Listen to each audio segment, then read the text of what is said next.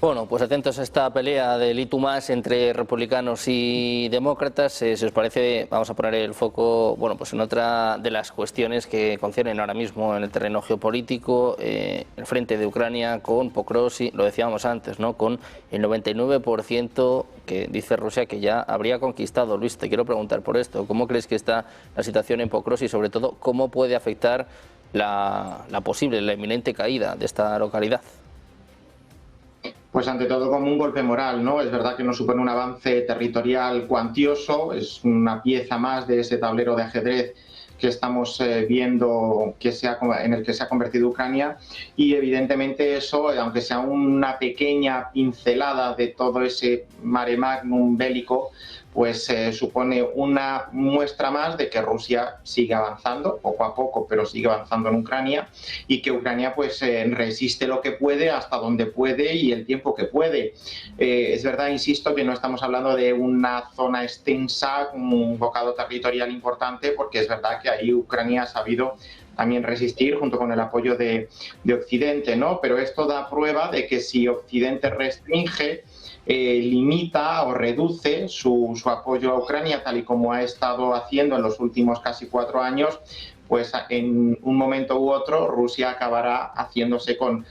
más terreno de Ucrania, y habrá que ver si esa es la estrategia o si ese es el resultado que se persigue. Mientras tanto, bueno, pues entre los socios occidentales hay disputas, no todos tienen una misma línea, una misma defensa o una defensa tan férrea de la situación en Ucrania. Lo vemos siempre, los bálticos, Polonia, son países que tienen una posición mucho más decidida, porque son también los que están ahí, y Polonia pues ha sido el país que ha mostrado la cara solidaria de Europa acogiendo a más de 7 millones de refugiados, ¿no? Pero lo que pasa al otro lado del Atlántico, desde el punto de vista de Estados Unidos, bueno, pues no es quizá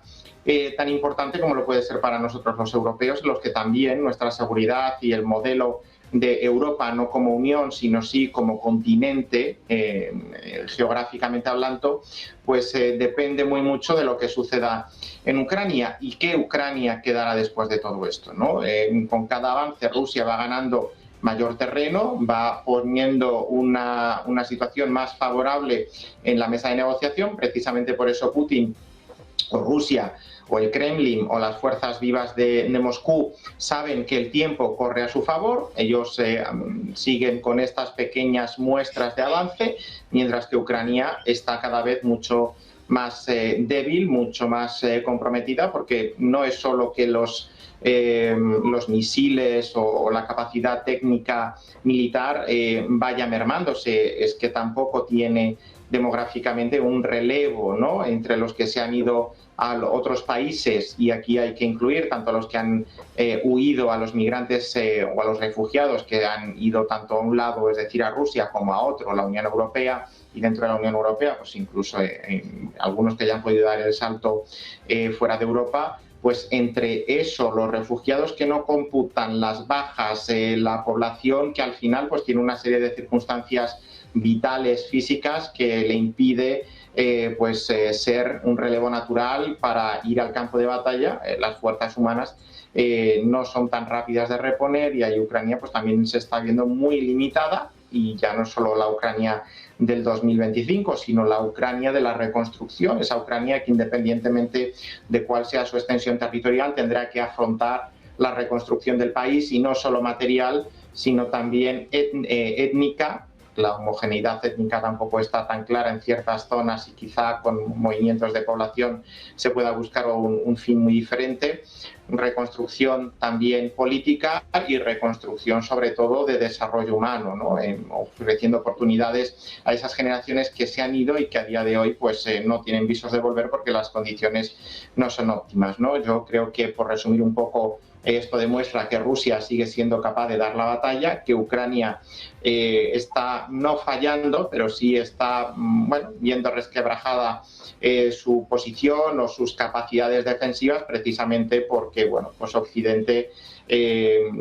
tiene dudas de cómo seguir todo esto, y las conversaciones que hace un año estábamos hablando, que ya Donald Trump había ganado las elecciones, de esto Trump lo va a resolver rápido, pues estamos viendo que esa voluntad, aunque existe por parte de Donald Trump y ha llegado incluso a cruzar ciertas líneas rojas, si comparamos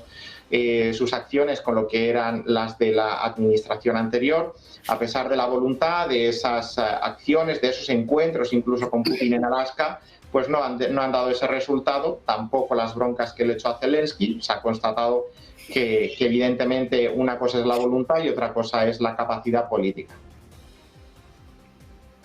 Bueno, pues un momento complicado para Ucrania, en un momento en el que, por cierto, también se está hablando de grandes escándalos de corrupción. Se habla incluso de que los ministros de Economía reunidos hoy en el ECOFIN, los ministros de Economía de la Unión Europea, bueno, pues están hablando, ¿no?, sobre estos activos rusos congelados y si se van a destinar o no a Ucrania, teniendo en cuenta este mega escándalo de corrupción. José Luis, quiero saber también tu opinión sobre Pokros y sobre qué puede suponer para Volodymyr Zelensky.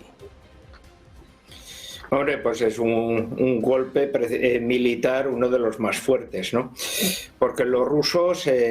han tenido ya durante un tiempo esa acumulación de tropas, se han adaptado muy bien al terreno, la largura del frente les está beneficiando después de esa acumulación de tropas y están atacando por donde quieren, están aprovechando claramente las oportunidades que les ofrece unas reservas cada vez más exhaustas que tienen los ucranianos, que están procurando taponar los huecos donde atacan los rusos, pero claramente están vaciando otras zonas del frente, que es por las que están avanzando los rusos claramente. Así que siempre se está viendo esa regularidad victoriosa de los avances rusos, porque procuran avanzar por donde les puede costar menos bajas y avanzan, podemos decir, con una gran superioridad, y para cuando se les quiere ralentizar, pues claramente empiezan a empujar por otro frente un poco de esa manera. ¿Qué significa la caída de Prokopsk? Que ahora pues han acumulado, se puede decir, los restos un poco de su gente en Minograd, que también está pues a pocos días pues ya de, podemos decir, de claudicar un poco todo ese caldero, toda esa bolsa sitiada de cerca de unos 5.000 soldados ucranianos que se calcula que son los que estaban allí, y por lo tanto, bueno, pues una parte habrán muerto, otros tendrán que rendirse y algunos pocos pues habrán llegado pues a las zonas todavía bajo dominio ucraniano, ¿no? Significa que están llegando a los últimos puntos de las defensas que habían construido los ucranianos en el Donetsk en la época del 2014, ¿no? Por tanto, si ya ultiman un poco estas defensas, toda la parte que queda del Donetsk, un poco hacia la zona ya del Oblast de Dniepro, pues es sencillamente ya territorio llano, no hay posibilidades de defensas, y por tanto allí, pues bueno, pues el que tiene una posición defensiva lo tiene muy difícil si no ha construido defensas, que por el tema de la corrupción que habéis dicho antes, hay muchísimas protestas y críticas de oficiales ucranianos que están diciendo ¿dónde vamos a retroceder si aquí debía haber una defensa que no existe? ¿Qué ha pasado con ese dinero? ¿Qué ha pasado con esas defensas? Claro, lo que tienes es una amplia llanura, un espacio cada vez menos deshabitado. Ahora la ralentización que han tenido los rusos ha sido porque es toda una de las zonas más pobladas, con mayor presencia demográfica, debido a que es toda la zona minera, toda la zona industrial ucraniana. Claro, ahora el avance se puede ver, pues como estamos viendo en la parte más meridional de Dnipro, donde los avances son kilométricos y cada vez van agilizando más esa oportunidad. La zona, el hueso duro, va a ser Slavia y Kramatorsk, dos centros urbanos de cerca de 140-150.000 habitantes cada uno. Son las zonas que los ucranianos han preparado muy bien como sus bases, y por tanto, bueno, pues los rusos van a poder reconquistar parte de lo que podríamos denominar la mitad del Donetsk ucraniano que todavía queda, y pueden dominar en torno a un 90%. Lo otro van a ser esos dos centros que únicamente con una labor en pinza para evitar lo que son combates urbanos en ciudades tan importantes les pudieran desgastar. Entre tanto, claro, ellos están tomando Liman y pueden casi cercar en 3/4 partes en un futuro un poco esa parte del Donetsk, ¿no? Más o menos dejarlo casi para que en una posible negociación dentro ya cada vez más de un tiempo que se ve cada vez más largo, pues pueda más o menos eso caer. Y entre tanto hay que tener en cuenta que en Zaporozhye están soslayando las defensas, yendo tranquilamente allí. En Jersov están manteniendo esa frontera que les proporciona el Dnieper, porque son pasos muy inseguros y de mucho riesgo para el que intente un avance agresivo. Lo han intentado por las dos partes, con pérdidas de muchos de sus comandos e infantes navales. Y en la zona de Kharkov pues estamos viendo que están intentando por todos los medios pues volver a recuperar un poco el dominio que tuvieron en el 2022, que es ese 30% de la parte oriental de Kharkov, en el cual pusieron su administración en la ciudad que ahora está más de relieve a nivel mediático, que es Kupiansk, y que por tanto allí podrían a nivel propagandístico más o menos realizar una labor de propaganda de integración en la Federación Rusa, como lo hicieron con los oblasts meridionales, ¿no? Bueno, pues con el foco puesto en Pokrovsk, esperando también o mirando estos avances en Kupiansk, José Luis, me parece que tenías que marchar, si no me equivoco. Sí. Muchas gracias. Gracias por estar con nosotros, José Luis, un abrazo. Buena tarde. Nosotros que seguimos mirando al análisis, seguimos mirando la situación en el frente. Santiago, quiero saber cómo valoras tú también estos avances en Pokrovsk y en Kupiansk y qué puede suponer para Ucrania en este momento de tensión por estos casos también de corrupción. Bueno, se decía desde alguna prensa española hace unos días que la victoria de Ucrania, decían de Ucrania en la guerra, pasaba por Pokrovsk, precisamente. Y por lo que se está viendo, pues Ucrania no puede asegurar su posición en esta localidad, tampoco en Kupiansk, y lo que tenemos es más de lo mismo, el mismo avance renqueante ruso constante de siempre, en un terreno, en un territorio bastante más difícil de conquistar de lo que pueda parecer, pero que evidentemente ambos ejércitos, ambas naciones en pugna, están batallando sobre el terreno, y como se han batallado siempre las guerras y como se han ganado, se han perdido, que es en el campo de batalla, en tierra, y con batallas precisamente eso, en tierra. Más allá de esto, yo considero que de alguna manera yo sí estoy en la línea de lo que muchos dicen, de que Rusia tiene prácticamente la guerra ganada, pero sí es verdad, y me voy a permitir conectar esto un poco con la geopolítica internacional, sí es verdad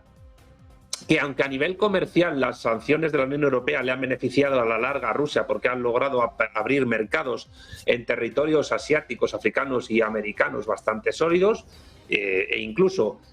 pues acordar pues acuerdos de asociación estratégica, como luego veremos irá a tiempo, con Venezuela,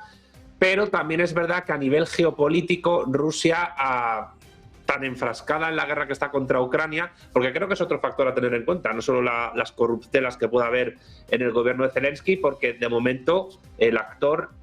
nato, como diría Diego Fusaro, está durando